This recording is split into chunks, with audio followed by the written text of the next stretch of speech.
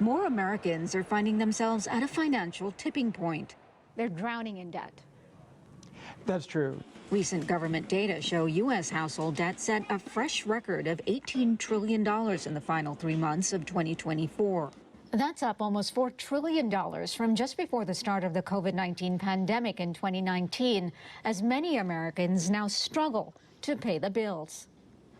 Another federal government report shows the total number of personal and business bankruptcy filings rose 13.1% to 529,000 in March of 2025, up from nearly 468,000 a year earlier.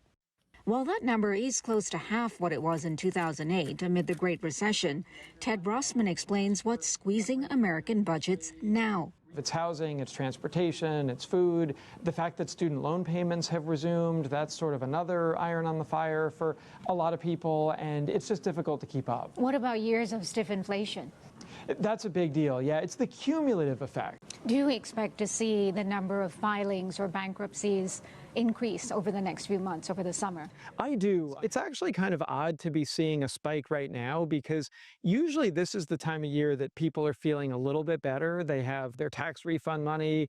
People often spend a little bit less in the first quarter. So that's usually kind of the one quarter of the year that we get a little bit of breathing room on debt.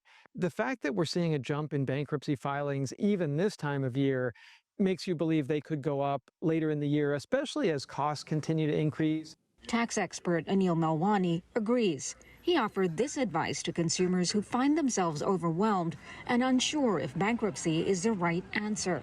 Depending on how much you owe, who it's owed to, it may not be the best thing. So you really have to speak to a couple of qualified bankruptcy lawyers, like local to your area, your state, your city, and then make the right decision. Both Rossman and Melwani say even though there is stigma attached to filing for bankruptcy, there is light at the end of the tunnel for those that do.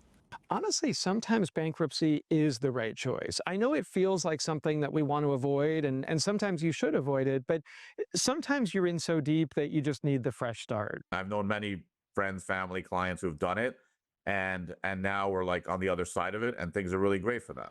Karina Mitchell, CGTN, New York.